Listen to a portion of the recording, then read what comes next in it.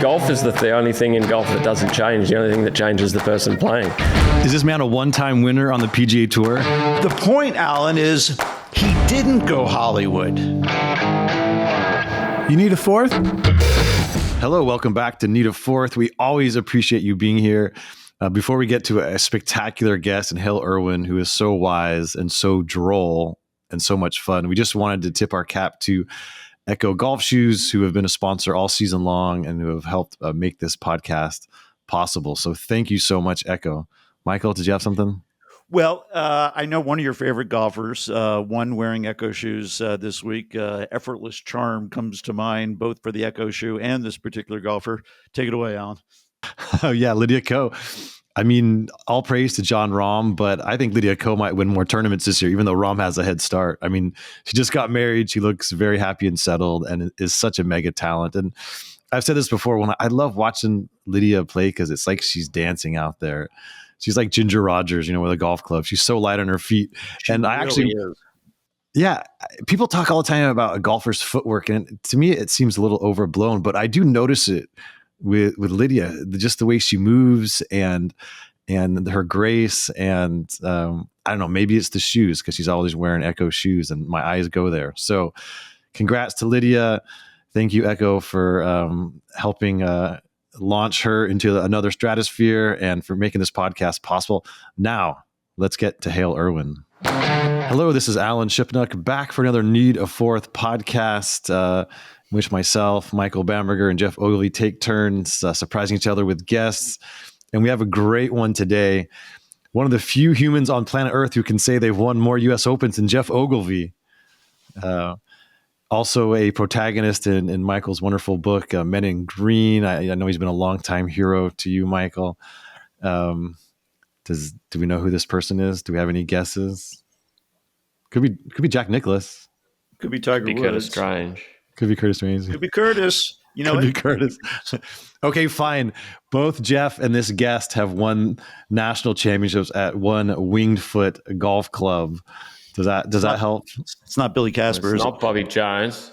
I'm going to go with I'm going to go with Hale Irwin. Yes, it is Hale Irwin, the man himself, 3-time U.S. Open champion. Hale, come on down. Welcome to this Need a Fourth podcast, Mr. Hale Irwin. Thank you for saying yes. Yes. Differentiated from maybe. Okay, I can follow that. With you, Alan, I can follow that. Yes. Okay, that's a relief. So this is a very exclusive club. The number of men who have conquered Winged Foot in the United States Open, that's as macho as it gets. Is there a special kinship there, even more than every U.S. Open champion, I'm sure, has a grudging respect for the other guy. But when you do it on the same course, is that kind of extra special? Well, I don't know about what Geoff thinks, but for me, I conquered. Man, I don't think any of us ever conquer a golf course, much less Winged Foot. A true test of golf. I found that when Bryson won there several years ago, I didn't recognize some of the shots coming in. They had changed the entry to the greens a bit, and I played it perhaps a year or so afterwards, and sure enough, the entries to the greens had changed some. So I didn't quite recognize the golf course on television, at least. And I don't know about Geoff, but I thought Winged Foot prior to those changes was one of the most difficult golf courses you could ever play, particularly under open conditions. No, it's incredible. It's like Harry Colt describes Swinley Forest as his least bad course, which is a fantastic way to describe his favorite bit of work. But I think when you win the US Open at Winged Foot, you do the least bad, It's just a fight. Like sometimes I'm sure Hale can speak to that. You finish a tournament and you're like, I played really well. I didn't really feel like I played that well at Winged Foot. I just didn't do as bad as everybody else. It beats you. Winged Foot brings its whipping stick out there, and it beats you.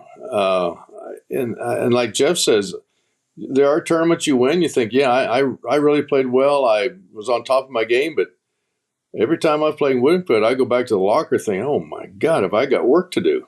I feel like a puppy that's been whipped.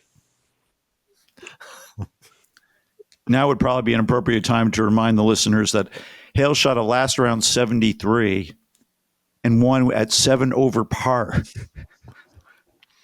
See, I beat that though. I was 5 over, wasn't I? Yeah, you were. But mine wasn't called the Massacre. Yours was the Massacre at Wingfoot, right? 74. It was, yes. Yes. Does that remain the hardest golf course you've ever played, Hale? That setup that week? Barring wind conditions, we can throw wind in anywhere on the planet and it makes the golf course very difficult. But we had virtually no weather to speak of, breezes, but no, maybe a sprinkle or two. But weather was not an issue at any time. And we've all played in open conditions across the way. And you go down in Australia and play some of those great courses they have down there. And when the wind's up, it's nearly impossible. But they are weather related too. But Wingfoot in 74 is the hardest golf course I've ever played, bar none.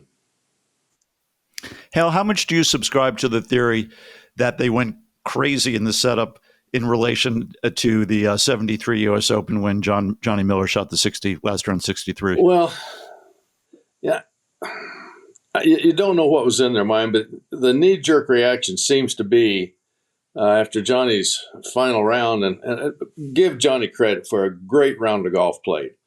We had ideal conditions there at Oakmont. It had rained the night before. The greens were receptive. That doesn't mean that Johnny played any. He was lucky. I mean, he played really, really well. He stuck his irons close. He made a lot of putts. Now, fast forward to the next year. Was the USGA thinking about that? Oh, they had to be. There's just, it would be inhumanly possible not to think about it. So I'm sure the setup was, it was terrifying. It really was. I remember the doom and gloom in the locker room after practice round 1 was you could hardly breathe.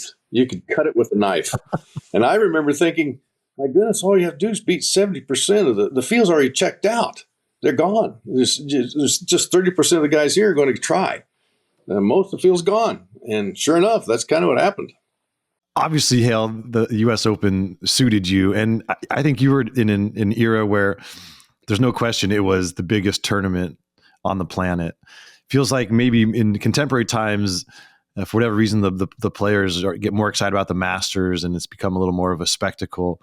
But can you speak to, in your era, just the meaning of the national championship to the players? Well, I think certainly here in the United States, it was probably, I won't speak for everybody, it was probably the biggest event. You'll have those that subscribe to the Masters. You certainly have those, and rightly so, that subscribe to the PGA. And you can make an equal and maybe stronger argument about it worldwide would be the Open Championship. It's been going on longer. It encompasses the world initially, more so, I think, than the U.S. Open. Now, Geoff could probably speak to that better than I, because when living down in Australia, he probably, when you talked Open, it could have been the Open and not the U.S. Open. For all I know, it could have been Australian Open, but I think each country kind of had its favorites. And certainly for me, as a kid growing up, it was the U.S. Open. But I'd be curious what Geoff thinks. Well, yeah, I mean, it's similar to that. I mean, we idolized the Open Championship growing up, being the British one. Peter Thompson had won 5. Greg won a couple when I was a kid. That was the sort of considered the world championship of golf, I guess, for an Australian. That was like as big as it got. Although the Masters was always something so sort of special and unique, and you only got, back in those days, you got about 4 hours of coverage for the whole weekend, and it was mystique about the whole thing. But the feeling, as Hale would get and all US players would get when they play the US Open, we have that same feeling when we play the Australian Open. It's just something about your national championship. It doesn't need to be the biggest tournament in the world to be special, and I'm sure the South Africans are the same in South Africa, and the Canadians, I mean, we've seen some of the Canadians, how big the Canadian Open is for them. So your national Open is your national Open. I don't think it matters what everybody else thinks of it. Like, it's really special. And the US Open is sort of, I guess, the unique in that just the way it's tested. It's on the best courses in the US, which It's usually on some of the best courses in the world. It's been won by almost anybody who's ever been sort of historically relevant golfer. They've all sort of won the US Open. And I didn't really appreciate, I guess, the US Open, how big it was and how impressive a tournament was until I got to it. I mean, the Masters is nice and it's intimate and it's kind of small in a way and it's got its own sort of charm. But the US Open is just on a scale that's hard to imagine until you get there, just how big it feels and how important it feels and how tough the course is and what it does to the players in the locker room. I mean, the locker room in the US Open, like Hale just mentioned before, is quite an interesting place. There's USGA people would be best not to go in there, I think. It's just a fantastic tournament. So I think, for me, the Open Championship was the major that, like, I was as a kid, I thought was the most special. But when I got to the US Open, I was hit in the face with how big a deal and how special it was. Hell, you had a stretch in the 70s where you were top 5 4 years in a row at Augusta, and that did you feel like you could win there? Was it a different style of golf? I mean, you're so synonymous with the U.S. Open, but you had your chances. You finished tied for second at the Open Championship. I mean, you were knocking on the door at some of the other ones, but was it just a different kind of golf, or it just didn't go your way? Well, I think you can. I think Geoff makes a really good point when you talk about your national championship. For me, it seemed to pique my interest, my competitiveness, my spirit, whatever you want to. Augusta was a place that I truly loved. I really did. Did I think of it in the same terms as the U.S. Open? No, nor did I think of the Open Championship in the same way. The PGA was different. They're all different. But for me, Augusta was a place I really did want to play well. And I did. I had some good tournaments there. I led it a couple of times, but you got to get to the finish. The thing about Augusta to me was that there were critical holes that, where I was probably average in length. If you just average plus 5 yards, you had a distinct advantage. And I refer to holes, mostly the par 5s, but you can say number of 5. Back then, if you could just drive it a little bit farther, going into that green with a mid iron or a shorter iron than a 4 iron or 5 iron or 3 iron was so much easier. If you get a little bit farther at 8, get it up that hill a bit, you might have a chance to get it up to the front edge of the green. 11, the same, and 13, 15, those holes that just a couple of extra yards makes a big difference in how you can approach those greens with a 1 or 2 less clubs, or par 5s, you might be able to get it on in 2. And that's what I lacked. I lacked that extra oomph. Now, could I hit it far enough? Yeah, but I didn't want to sacrifice the accuracy just to try and get it out there farther. Plus, I think my game was always predicated on give me the tightest fairways out there and put big, tall trees right next to them. And that defined my target. When I got to an Open Championship or a little bit at Augusta, because the fairways are pretty generous, I kind of had a hard time picking my target. That was, for me, psychologically and mentally more difficult than it was driving it down a really tight fairway. Yeah, the scale at Augusta is hard to get your head around when you first get there. There's nothing to aim at. The fairways are so wide. I mean, the second shot to the second hole, you've got football fields you can hit that ball into, and it's sort of hard to it forces you to sort of pick small targets, and it's really difficult because the scale is so big. Like you say, Hale, when you're in traditional US Open setups, or it's obvious, aim there, and if you're good enough, if you hit it there, you'll be good, and each presents its own challenge. I think sometimes ultra wide fairways at Augusta, at places like that, the big scale can be just as awkward in a different way. And then I found that for the Open Championship too, you get there and you've got a relatively flat horizon, other than what might be in the dunes, but you don't have big trees, you don't have big hillsides, you have just the rolls and the mounds and you go to St. Andrews, for instance, and there's probably 580 bunkers out there, but you can only see 3 of them. And so for me, it was, here's the fairway, but you're always supposed to play left. And I could never separate that in my own mind. And I think a lot of it was how you approached playing. Geoff may have a different way of approaching playing Wingfoot than I. We were both successful at it, but there might be different avenues in which to play. But I just could never get my mind wrapped around playing away from a target or seeing something that's relatively flat. Hit at the church spire. See that cloud flying by. Those were I had a hard time with that. Can I go back to something Geoff just said a minute ago? He was talking about the locker room at Wingfoot and how the USGA wouldn't want to be in there. I'm curious to know about the evolution of the USGA as an authority figure in both your lives. And this is kind of a theory. I don't know if it's true, but in my mind, like when Hale was coming up in the game and Hale's told me about going to, I think the 60 U.S. Open was maybe your first U.S. Open that you went to as a fan. Is that right, Hale? Yes. And this is how I came up, and imagine Hale the same. The USGA, and Alan and I have joked about this over the years, they were like the stern father that you needed in your life. And they told you how many clubs and what the rules were, and you just kind of respected them.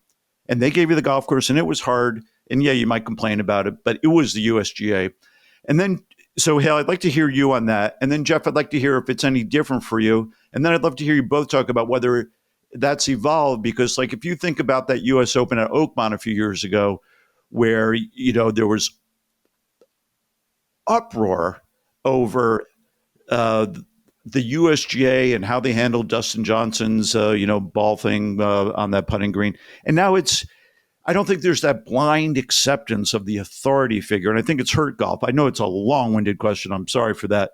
But I hope that warms you guys up for maybe addressing this broad question. Well, Michael, I wouldn't expect a short question from you. Come on. Sorry. It's got to be long-winded. But I think you make a very, very valid point. I went as a youngster. I just lived in Boulder outside of Denver, but I was relatively new to that environment. And I just went down there kind of as an interesting. I really didn't know much about it, although I'll have to admit that it really piqued me. Two things I remember most about Denver, just kind of how impressionable a young person can be, was watching, Ed, what's his name? Doesn't matter. Hit it off the first tee in a practice round. And the ball went out there where I remember mine falling out of the air. His just kept going. Porky Oliver, that's what it was. Ed Porky Oliver. Hit it out there and it kept going. And then I saw Ben Hogan on the practice tee dump a shag bag full of brand new balls as shag balls. Wow. But I did go on to play in the 66 U.S. Open as an amateur at Olympic Club. And as you say, the authoritative figure was there. I fortunately made the cut, and I was first out the next day. And the USGA was there reading me my rights about how fast we had to play. We were the number one out, and they were going to be watching us on every hole. And it put the fear in me. Now, if someone were to do that in today's game, you'd look at them and say, leave me alone, go away, which I think is sad in a way, because I wish the USGA would go back and make the rules a little bit more stern, make them not as encompassing of everybody, because Geoff knows this as well. The professional level game where we play with the same equipment, it's a different level of competition. It's a different level of talent, and taking the same rules to apply throughout, from the very best that play the game at the professional level to the club level, is very difficult. So why not have two separate rules, two separate rule book? And I just think that the players that play the game professionally ought to have their own rules. Australia, the USGA was this other body that we heard about because we grew up under the RNA in Australia. And by sort of relationship, the Australian Golf Union, who certainly had that stern, sort of strict headmaster type attitude towards us when we were kids. But that was just part of it. And as much as we sort of bumped heads with the authorities when we were kids, it was part of the sport, and it was kind of cool. It's kind of always cool to have this, strict boss at the top. But I don't know. I mean, I think the USGA, I mean, they did some funky stuff along the way. I mean, I've read a bunch of golf books. I don't think Sam Snead was too friendly with the USGA. They used to give him some dodgy tee times in the US Open, and they sort of made up the rules as they went along a little bit, from what I understand from history.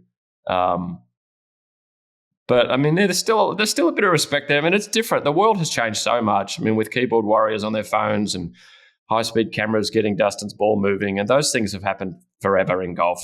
It's just that now everybody's watching, and everyone has an opinion on what the right and wrong thing to do in the situation. I mean, I'm very happy that Dustin won that tournament because I thought he got pretty hardly done by there, and they changed the rule because of it, which was interesting. Yeah, I mean, I think they ultimately have basically the respect. I mean, I don't think professional golfers are the right people to ask about the USGA, really, because we only have one real exposure to them every year, and that's the US Open.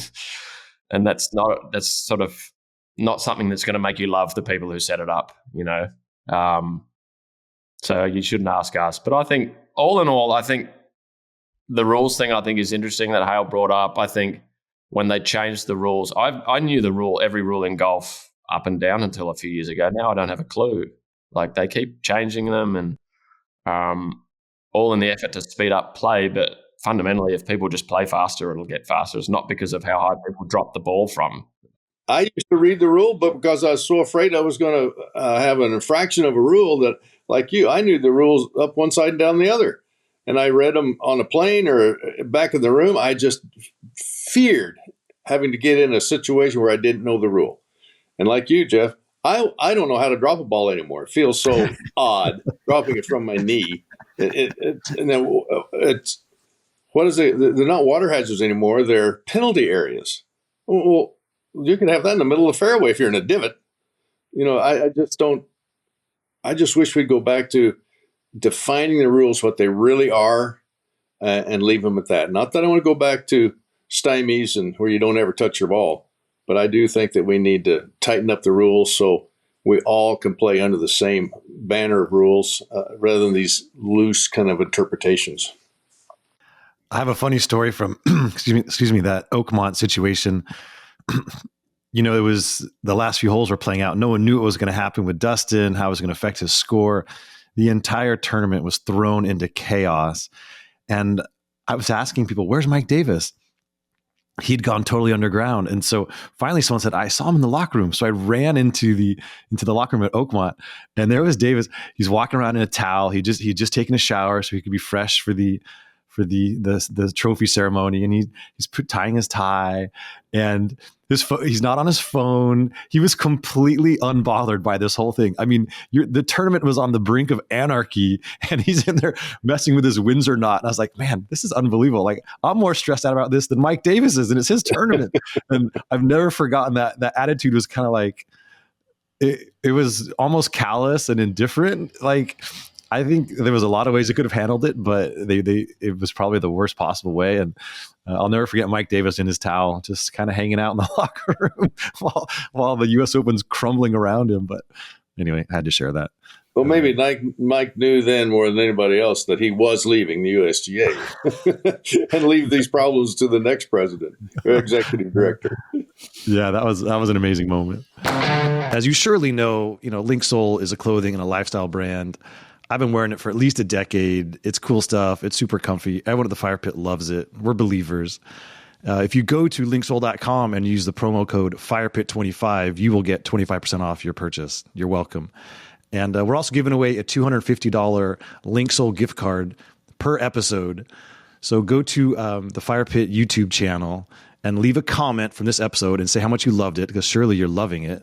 You're a golf fan. You have to be loving this. And the winners will be notified and promoted on our Instagram and our Twitter feed. So get involved. We're trying to have some fun. We also have to pay the bills here at the Fire Pit Collective. So back to Nita Forth. Obviously, Hale, it's part of your biography that maybe younger fans aren't even aware of, that you were a badass football player in college and at Colorado, won some accolades. And there's a lot of debate about are golfers real athletes or not. I would love to hear your take on this and how being a football player informed you as a golfer. Well, certainly two different ways to go at it. Football for me, and we're talking about not football as they have in Europe, which is soccer as we know it, and not that crazy game they play in Australia. Oh my God. That is nuts to play that kind of Australian rules football.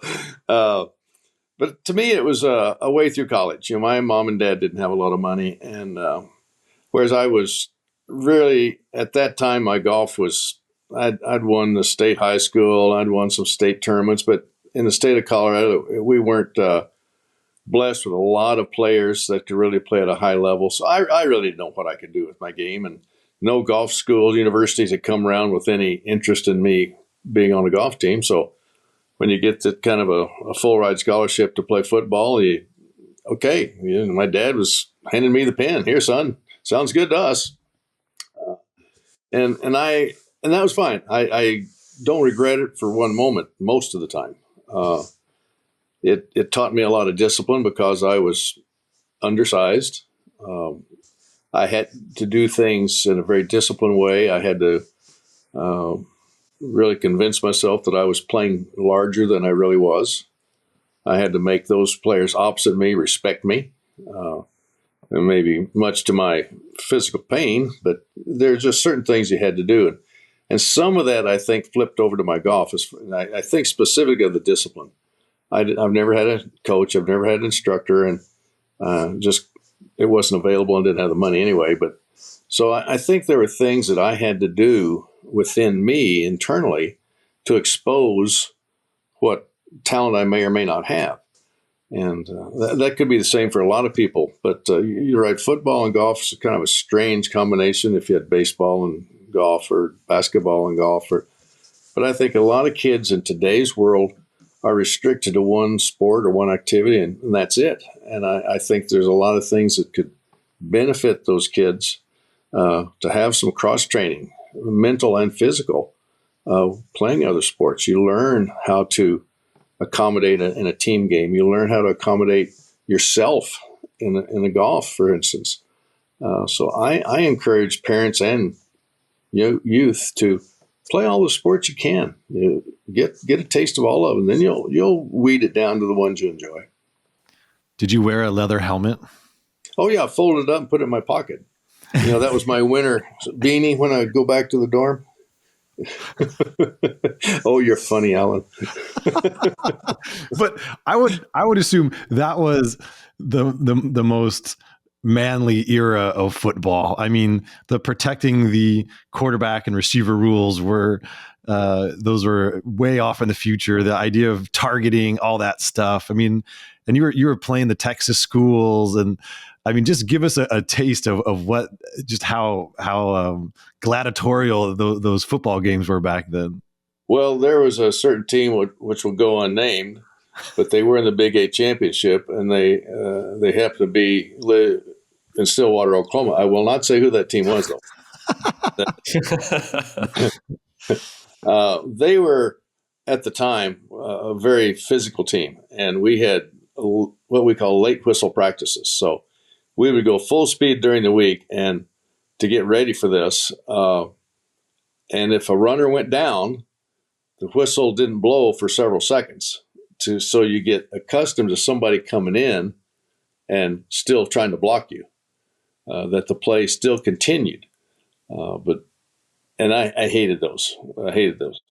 But you learn through different means how to accommodate each team. The physicality of football speaks for itself. There were some guys that were extremely fair but extremely tough. There were guys that played a little under the bonnet. They took some cheap shots. But then again, that's the way it was. That's the way you played, and you had to be aware of that. And okay, if I get that from you, okay, you can expect something from me here pretty soon if I have the opportunity. But again, it's sort of like David and Goliath. I felt like I was David almost all the time. And, David wins out in the end. That's great. I have one for Geoff. Now, down under with the Aussie rules, those guys are nuts, are they not? I mean, that's a tough game. It is a tough game. Like, it's evolved a lot. You would have seen it back when I was growing up, back in the 70s and 80s and stuff, I'm sure. It was tough. They were big kids. They hit hard. There was only one or two umpires on the field. So, and they couldn't look at, there's 18 players on each field on a really big field. So when the umpires, the ball's up there, I mean, they were giving it to each other at the other end of the field. Like, I mean, it was a proper battle. It was a bit like hockey. It was just any hit was fair, unless it was sort of like really dangerous. But with all the cameras, and there's more umpires now, and they have this thing called trial by video. So like, they video every player on the field, and afterwards they all get suspended if they've come up with too many cheap hits. And it's like all sports, it's been taken over by sports science, and they've worked out that it's more effective to score against teams if you're running more and you're not hitting as much. And so it's a little bit friendlier now than it was back then. But yeah, back then it was violent. Like, if you had all your teeth, you weren't trying, Yeah. Well, I think Geoff made a good comment earlier that all sports have come under the camera and the microscope of analysis, and those in those days we didn't have that. You played pretty much on the honor system in golf, and were there players that probably took that and broke it? Yeah. They were probably singular in nature, and we all knew who they were. But for the most part, the players played very much according to the rules as we had the rules then. And the same for these other sports. But in comes the television and the media, and now there's this super analysis and this, sports science and how to go about things. There's more of a specific target now. And you can take that right to hitting a driver. I watched a young man from the TPC Scottsdale here not too long ago. I was out there, too long ago, probably 3 years, 4 years. And this kid had his teacher, and he was bombing these drives. And after every drive, they went over and looked at the launch monitor. And I'm thinking, I would have taken any one of those. But his coach is almost berating him for not doing this and that. And to me, they were awesome, every one of them. But they play by the numbers now. They don't really play by feel. They don't play by, hey, I'll take that anytime on any hole and go on to the next one. It's got to be that perfect swing, hit the ball, launch angle, spin rate, blah, blah, blah. And the feel of the game is gone. And I think in that sense, the kind of what we're talking about in general, the feel of the game is not what it once was. And things are never static. They always move around. But I've kind of longed for the day where we would get back to a little bit more of a structured environment and keep all those. Well, another story. Last year, I was at the Players' Championship having lunch with the president of the Champions Tour, Miller Brady. We're up in the 18th hole having lunch, and I'm looking down on the green, and there were 18 people on the green. 18. And I'm thinking, you got to be kidding me. There was the 4 players, the caddies. Okay, now you got 10 others that are, what are they? But they're out walking on the greens, they're throwing balls back to the players, and they're this. Now, to me, 18 people to handle one group, that's a joke. So that to me is overdone. But again, you're talking to an old guy. Well, kind of old. Yeah. I mean, I agree totally. I mean, I think these TrackMan and these launch monitors are a really good tool, but I think they become they become the focus. I mean, they don't even watch the ball. Like Hale said, these kids will hit a driver and they'll look at the screen. They won't even watch the ball. And I'm sure if you'd got Hogan or Jack or Trevino or something, they were a TrackMan. I mean, Hogan, he couldn't have told you the specific numbers, but he would have told you if it was good or bad, and if it was spinning too much or it was how he'd struck the ball. He didn't need a computer to tell him because he just let the ball tell him what was happening. And I think, like Hale says, you lose a bit of feel for the game if you don't do that enough. I mean, I'm sure it's a good tool to go back to and check stuff, and there's absolutely advantages to it, but it seems to have become such a crutch. These guys play practice rounds on tour with 2 guys carrying around launch monitors and putting them down behind every single shot. I'm not sure that's how you shoot lower scores. I don't know. Maybe it is. But yeah, it's definitely the flavor of the month to do that. It would be much more fun, I think, to see these kids out there playing for $100 just with themselves, and competing and getting under pressure and needling each other on the last few holes and stuff. I think that is far more the skill that you want to polish than having a plus 3.5 downswing or whatever these numbers they're chasing, So I think every sport's happened, though. I mean, every sport has been taken over by sports science. People who initially go in to improve the game, and they do, but I think it just takes over to such a level that the focus of the game is now good numbers on a screen, not low scores, not being able to read a lot. I mean, golf, you just can't science tournament golf. I mean, every lie you ever have is different. Every day is different. I mean, my ball goes a different distance every day. Like, even in Arizona, like, it's cool one morning, it's going nowhere. By lunchtime, it's going 20 yards further. Like, I don't know how you do that on a launch monitor, but if you play golf every day, you can just tell, well, my 7-iron is going to go 175 today. It just feels like it, And I think if you lose that connection, 175, whatever that is, you get a long way away from it. Wow. Downhill. My 7-iron's like your 5-iron though, right? Like it's I actually have quite conservative lofts. I have sort of semi-old school lofts. I have the lofts that I grew up with, like a 48-degree pitching wedge and a 44-degrry 9-iron. But I mean, 9-irons are 40 degrees now. I don't look at the numbers on the bottom of the club anymore. I just, really? They say, well, he got 203 yards and he's hitting an 8-iron. Huh? How do you do that? But I think Geoff makes a great point. It's become so numerized that we forget how to play. And how about just a 4.5-hour practice round? Wouldn't that be something? I remember back when I'd try to be the first one on the golf course just to get out there and in. Yeah, I didn't want to spend 6 hours watching some guy chip and putt and chip and hit and hit and hit. And they said, well, you only play one ball in a practice round at the U.S. Open. That didn't stop very many players. They still played in 6 hours practice round. So I think of all the things we can talk about, I think the speed of play has the biggest negative influence, in my opinion, than anything else we could talk about. I think if we don't pick up the speed of play and the chitter chatter between player and caddy that goes on and on and on, it may make good sound bites, but boy, it takes a long time. And people tune out after that.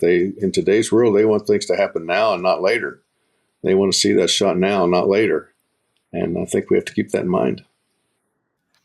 Well, one counterpoint to what you guys were talking about is on this show we had just in the last couple of months, we had Brandel Chambly and we had Gary McCord, and both of them said basically the same thing, that they had tremendous success as juniors and in the college game.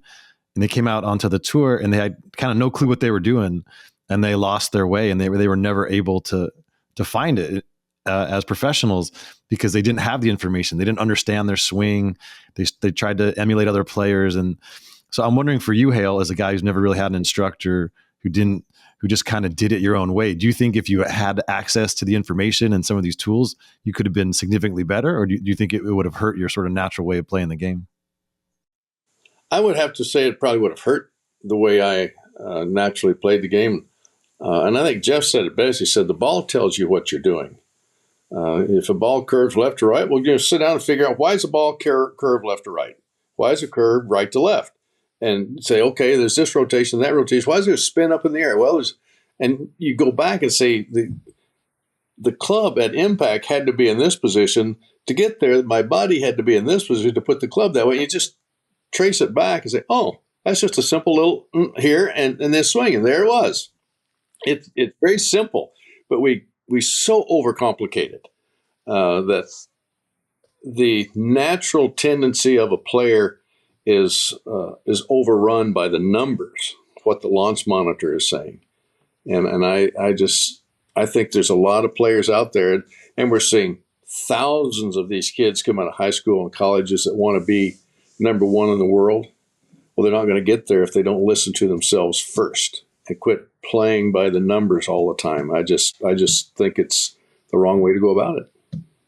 And Alan, to your point about what Brandel and McCord were saying, I remember Hale telling me years ago he learned golf on the PGA Tour, and I was sort of thinking about this when you talk about Mike Davis in the locker room. He saw Arnold and Big Jack in the locker room, and here's Arnold with this big chest, and he hit the ball with his chest, and here's Jack with these big thighs, and he hit the ball with his thighs. And then Hale, tell me if I'm not getting this right, but like your body tells you how to play golf your way. And Hale Irwin's, built differently than Geoff Ogilvy. They're going to go at it different ways. So it really comes from inside the golfer. And I think for anybody our age and older, you were drawn to that. That was just that the golfer figured it out for himself. And we are losing that. Well, I think if somebody saw my body build versus Geoff, for instance, I think Geoff probably has a closer body build, taller, trim, like today's player, versus my era where they were shorter players and probably spent more time at the bar than they did on the practice tee. But the fact is, these kids, now we kind of come back to his golf for athletes. I'd say yes, because today's player has to be an athlete. You have to be able to go out there and do some of the things they do with athletic prowess. Now, are there other things you can pick up from other sports? Yes, but I think today's player, and you can go down and maybe ask Dustin Johnson if he was a good athlete. Yeah, he's a good basketball player. Go down, you pick them, whomever they are. Let's talk about U.S. Open champions. Ask every one of them what they've done in the past, and I'll almost guarantee you that they've played other sports along the way. Maybe not at a high level, but they have introduced their mind and their bodies to other activities. Yeah, I agree. It's when you play other sports, you're sort of learning how to use your body and your mind, like you say, like in a different way. Like you get very one-tracked when you just play golf. But I think this, I guess we can't just be like complete naysayers. I mean, the level of golf played at the top now is outrageous. Like, it's really good.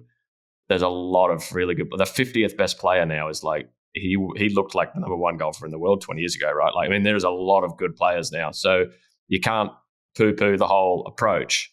I just think it's very dangerous territory for a person who's sort of one of those analytical type people who's going to work really, really hard and chase every little thread. This technology is pretty dangerous, right? Because you've just got any number of different sort of avenues you can go down to sort of flood your mind with overthinking. I think for guys like Dustin Johnson and those guys who can just sort of take a bit of information and say, oh, that's mine, and then just go off and play golf like Dustin Johnson, I think it's a really valuable tool, all this stuff. I just think it's risky for this. I've seen a lot of golfers over the last, and I'm sure Hale saw it through his career, that as soon as you start, there's a certain type of personality that if you get down that technical path, like, you're not coming back, you're just going down and down and down. And I think that door is wider open than it's ever been, because there's just so many different ways you can analyze the sport. I think you have to, a coach's true job, really, because it seems like you're not allowed to play golf without a coach anymore. Not many do, but a coach's true job is to teach a player how to teach himself and to become redundant. I mean, the best coach becomes redundant the fastest, right? And guys like Butch out of Air era seems to have done that really, really well. He gives a guy a couple of things. You know what? You're best when you do these sort of things, and then he just leaves them alone. If you've ever been on the range when Butch is teaching any of his good players, he's just standing there telling stories. He's not really telling them too much. He's just, geez, you're playing well today, DJ. Look how well you're hitting it today, DJ. And he's just telling stories. That's a great coach. Whereas the guy who's the players calling up after, I mean, I've played lots of practice rounds with guys who are calling their coach on the fourth hole going, what am I doing? I just hit it in the right trees on the third. Like, that's a bad spot to be. And the nature of the sport at the moment is it's very easy to get that way. They're sending swings. They're taking a swing. The caddy's holding the phone behind them on the third tee and they're taking a video and they're sending it back and they're getting a lesson before they get to their second shot. That isn't playing golf. That's not you playing golf. That's getting somebody else to tell you what to do. So I think it's a dangerous direction. But as I said, when we started this, the level is so high at the moment of the best golfers, you can't really pick it, the approach, because they are getting very, very good.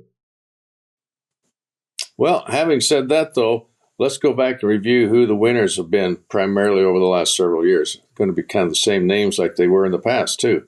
The best players are going to emerge one way or another. And is there anybody that's ever played the game at the level that John Rahm is right now?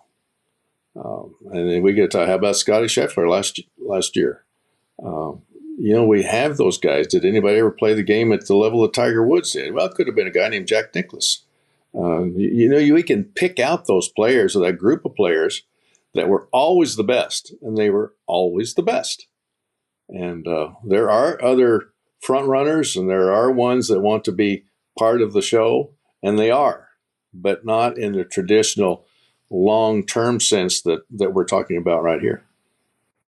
Well, on that note, I looked at the Senior Tour leaderboard yesterday, and it was Ernie Els and Fred Couples and all these guys who've been doing it forever, but also a guy named Bernhard Langer at the top. And he got the win, and he tied a certain record that's held by a certain guy on this podcast for most career Senior Tour victories. And I think it's always been a neat part of your biography, Hale, is that you got the Senior Tour and you went to a level that no one had ever really reached. Although Peter Thompson had one heck of a year as well, and you took that record from him. But the longevity, the excellence, and the grit and the determination to keep wanting to go forward and prepare and to win. How much did your senior success mean to you, and what would you say about Bernhard Langer now that he's matched the win total? Well, for me, golf was it was my vocation. It was not my avocation. It wasn't something I spent a lot of time at home doing. When I was home, I was home. I wanted to be with my family. I wanted to take the kids to school. I wanted to do the things that most people consider mundane, but I thought they were so neat because we didn't get to do them when you're traveling all the time. And I think once I got to a point on the Champions Tour, I just kind of took stock of where I am, where do I want to go. Not that I'm running out of time, but you have to have some idea of longevity, and you don't know how long that will be, and what do you still want to do with your life. And interestingly, I think when I started thinking that, I felt my game level off. I lost a little of that focus. I lost a little of that willingness to prepare each and every week. It was getting more difficult each and every time. I think anybody that's ever played the game at some level of success, whatever you do, not just golf, but whatever you do, and you've achieved some measure of success, think, how long can you keep that up? What are you happy with now? See, I found that once I made kind of started that thinking process, now I'm finishing 25th. I'm finishing 30th. I played great. I finished 15th. That's not where I wanted to be. That's not where I had been. And what age was that, Hill? 76. That was probably a good 10 years ago, 12 years ago. I just felt like I could still play. I could still hit the shots, but I wasn't in it. My heart wasn't in it. My mind wasn't in it. I can go out now and I can hit golf shots, although the greens seem to be a little further away than they used to be. But it's not that I can't. It's just that I don't have that willingness to do the things that you need to do. And Bernard has done that. He's kept himself fit. He plays a lot of golf.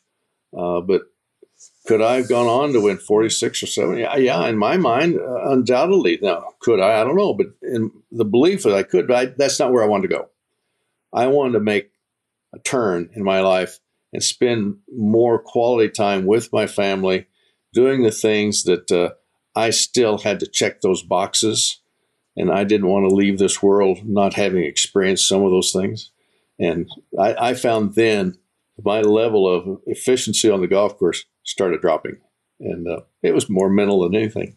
But again, I've had some physical things. I've had some left knee surgery. I've got some foot problems on my left side. as Geoff can tell you, you get something on your leading side go off. You can't drive it the way you used to. It becomes a little flick of the wrist, and that's an ugly shot. But it's just things like that, little things, but they mount up, and that's why some players succeed. The little things they do well, and other players can do most of the things well, but they don't do the little things as well. Hence, you get those guys that repetitively win all the time. Hale, you won a U.S. Open at age 45, the age I think Geoff is now. What do you think it is in your character that allowed you to be as good at golf at 35 as you were at 45? That's probably the willingness, and I go back to that, Michael, simply because in 1985, I was 40 years old, and I had just won the Memorial Tournament. And I started and Geoff knows this, he's in golf course design. I just started my golf course design company, and there's only so much time you can put into each one of those. And if I was 100% into playing, now I had to extract from that some time and effort to put over here to design. Well, there's that level that falls on the playing side that now makes me just another player. And I went that way for about 5 years. And now I had gone from, being a very good player up to 40 years old. And now, back then, remember, 40 years old, my gosh, you're over the hill. You can't play anymore. There's this thought process of, well, you better, start doing some janitorial duty somewhere because you can't play golf anymore. So in the winter of 89, I sat down at my desk and I wrote down tournaments I had won and what thoughts I had, because I really enjoyed the design process. And we were successful at it, and it was really a lot of fun. I enjoyed the heck out of it. But there was still a part of me that's saying, okay, if I'm going to give this playing one more year, and if it's no good, I'm done. So I sat down and wrote the tournaments I had, what thoughts I had. So I went back to my first win, and if I couldn't remember something, then I'd leave it and I'd come back to it. But what that did, it spurred me into thinking like a player again. Not just somebody out there playing golf, but somebody that had won, and what were those championship thoughts? And when we started the 90 season, I could feel my game starting to come around. The preparation was a little more intense. The specifics of what I was trying to do became a little bit better. And so when we got around to the Open at Medina, I told my wife 2 weeks before the tournament that, it didn't matter that. But I just felt like I don't feel a stranger here. I've been here before. And when I went out that day, it was, let's play a good round, try and finish in the top 15, which gets you invited into the tournament the next year. Because I was invitee that year. The USGA gave me free pass into the tournament. So I didn't want to have to, I was not going to do that again. I just, too much respect for the organization and the tournament to do that. So I went out, and in fact, I was paired with your Aussie friend, Greg Norman, the last day. And I remember Greg had birdied the 10th hole, and I remember thinking, another birdie or two, you never know what's going to happen, because the leaders are an hour behind us. So I just said, okay, forget it. And I looked at the leaderboard, and I was one shot out of the top 15. Okay, let's just focus on that. So I birdied number 11. I thought, okay, top 10. I birdied number 12. Okay, top 5. Birdied 13. Geez. Then I birdied 14. So now I've gone from kind of off the board. I'm one shot back. And so when we get around to part 15, 16, 17, so that's why the big putt at 18 got me in the lead in the clubhouse, but never did I think it would win outright. I really didn't. It was that I just played the last 8 holes in the U.S. Open, 5 under par, and I got to a goal that I had sort of moving goals, if you wish. I'd kept moving and kept the bar higher and higher, but I got there. And that's where I think a lot of the previous years of the football, the discipline, the intensity, all that, I think really kicked in and helped me a lot. The experience of having been there helped me a lot. The next day, I'd have to say I didn't play nearly as well. Mike Donald played very steady golf, but I was 2 shots down with 3 holes to play, and made a great birdie at 16. And unfortunately for Mike, he made a bogey at the 18th hole to put us into a real playoff, which I birdied the first extra hole. So all of that, I think, speaks to you can do a lot of things if you put your mind to it. And if you waver at all, then you better not be frustrated with the results, because you have to be on point. You have to believe in yourself, and you have to go out there and do the things that you know you need to do, not what somebody else is telling you need to do. You have to feel it. You have to experience it. And then when you do it, it's a whole different feeling. And Geoff knows exactly what I'm talking about, because it goes through all of us.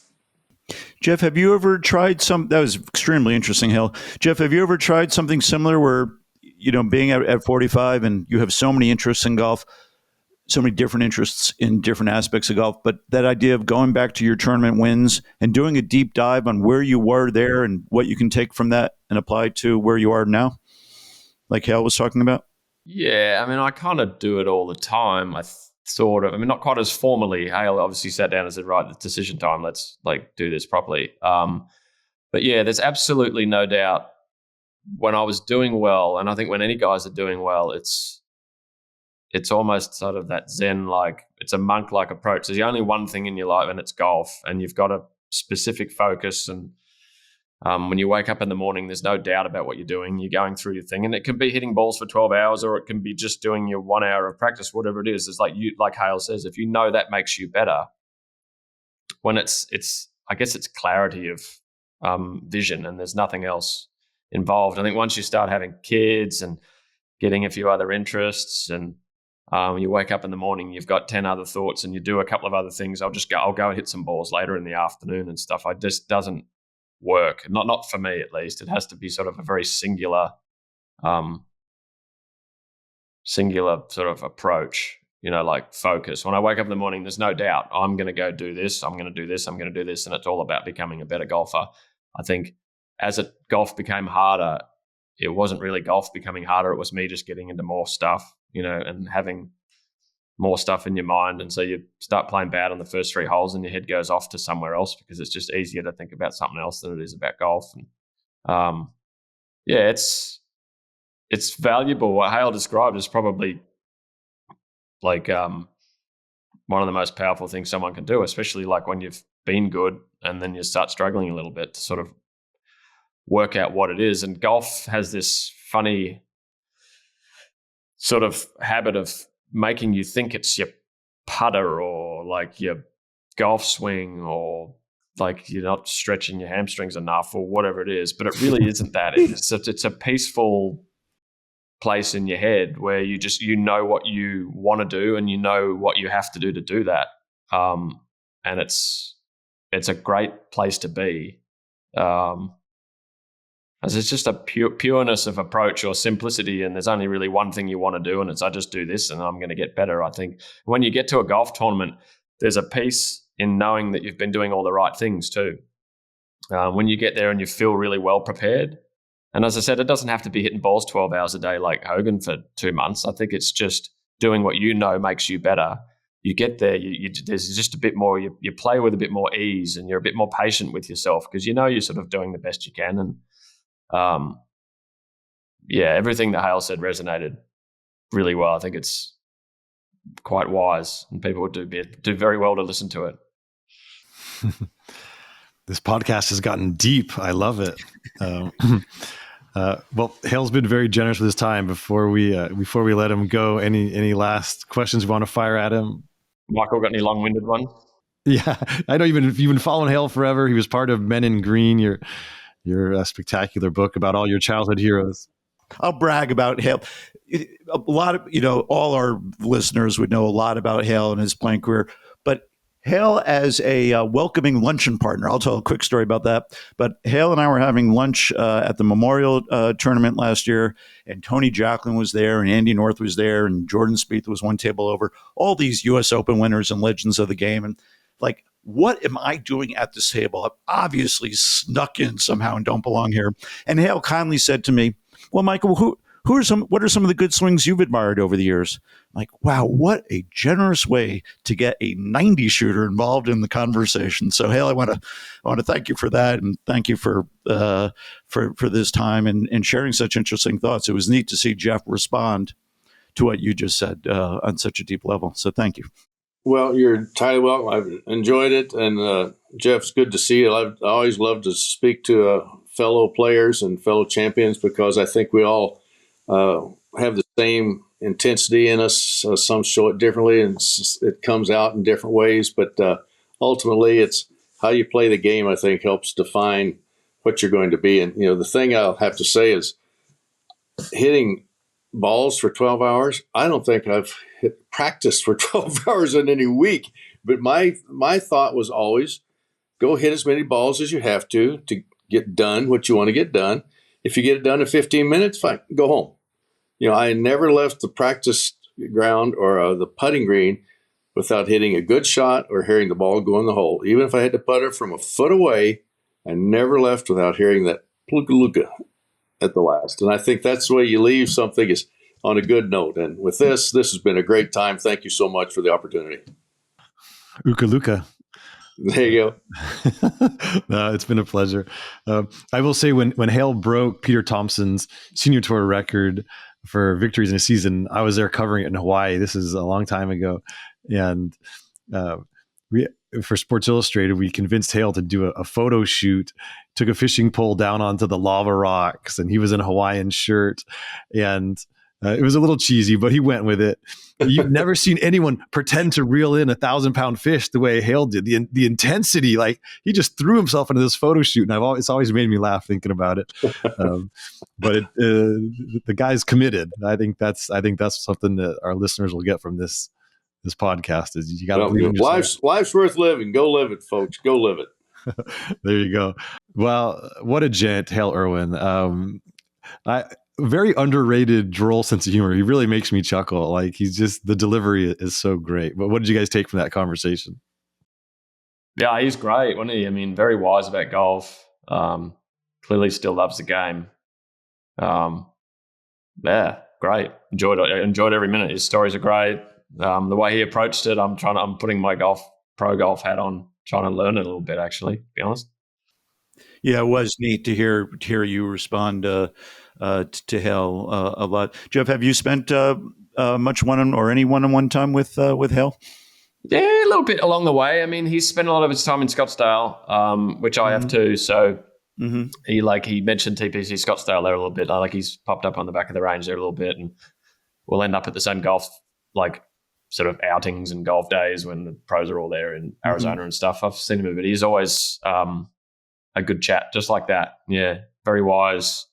And like you say, Alan, at first you think he's very serious, he's kind of intimidatingly serious, but he isn't. Once you start sort of chatting to him, he's actually he's got a quick little wit and great stories. And he's been around. I mean, he still seems so young, don't you think? Like, he's just in such great shape, and he's such a great athlete. Like, you start mentioning that his first US Open he went to was the 1960 to go watch. I know he was a kid, but I mean, that's where Hogan hit 51 greens in a row or something at Cherry Hills. Yeah, that's a long time ago. I mean, I read about that in books, and he was actually there. So, and he still looks great. Yeah. And he his college team made a trip to Winged Foot, and Tommy Armour was there.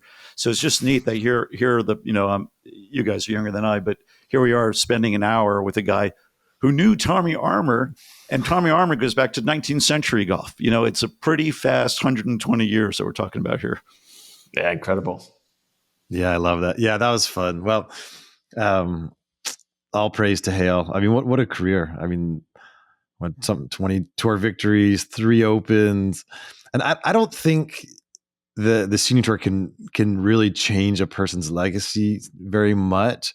But I think in Hale's case, it really did elevate him, because it just threw into sharp focus what a competitor he was, and the precision of his game, and the longevity. I mean, to win 40-something times out there and absolutely dominate. I mean, 11 wins, 8 wins, that's neat. And he did it over a long period of time, and obviously, longer now. Matching that record has brought Hale back into the forefront, and it was just it was quite a second act or a final act for him, and so beating whoever turns up to play against you for 50 years.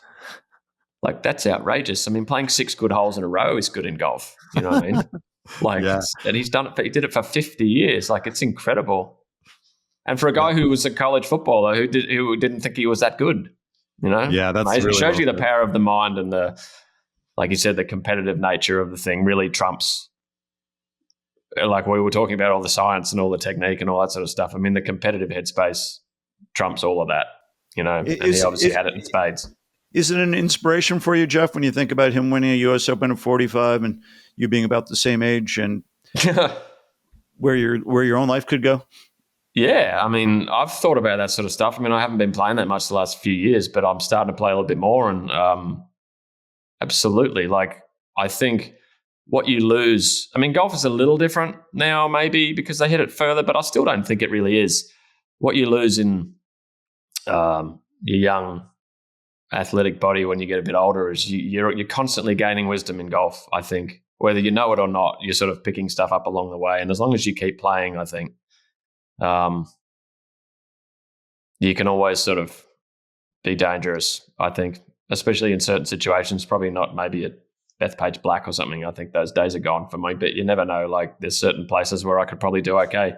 Yeah, inspiration. And look, the seniors do a career too. It's like, I know it's not the same, but it's still competitive golf against your peers.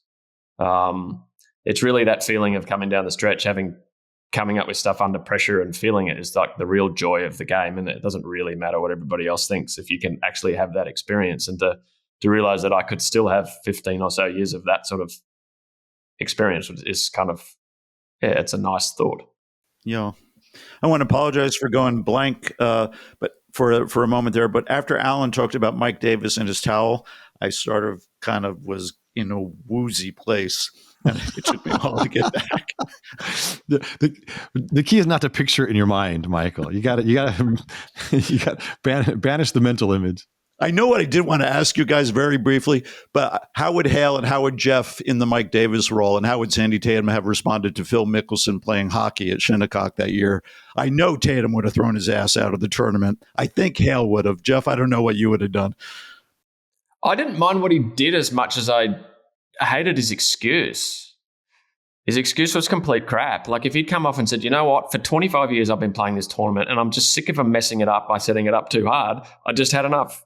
Like, stop making balls roll off greens. Stop it. Like, instead of saying, well, I thought I was going to have a lower score. It's like he came up with such bullshit. That's the part I didn't like. The fact that he did it, I mean, it's no different from Daly at Pinehurst and stuff like that. I mean, you play enough US Opens, at some point, you're going to have a meltdown. Like, it's just going to happen. And he had his little meltdown and then pretended like it wasn't a meltdown. Like, just own up to the meltdown. And I think everyone could have taken it with a bit of a laugh, Alan, you know who our next guest should be for Needle Fourth? Ogilvy. I mean, how good was that? That's a perfect answer. That was A+. That's right. All right. Well, as I said, we've kind of thought of these Needle Fourths in bunches, and we're going to take a little break, but and retrench. But it's been an absolute pleasure and a joy podcasting with both of you guys, and really fun slate of guests. And this was an experiment. We didn't know how it was going to work. And I don't want to be presumptuous and speak for the listeners, but I know for us, it's been really fun. And I've enjoyed both of you guys immensely. So just wanted to put that out there. Good times. On to season 2. Yeah, exactly. All right. Appreciate that was y'all. Hale Irwin and Geoff Ogilvy and Michael Bamberger. I'm Alan Shipnuck. Thanks as always for listening. And that was Needle Fourth.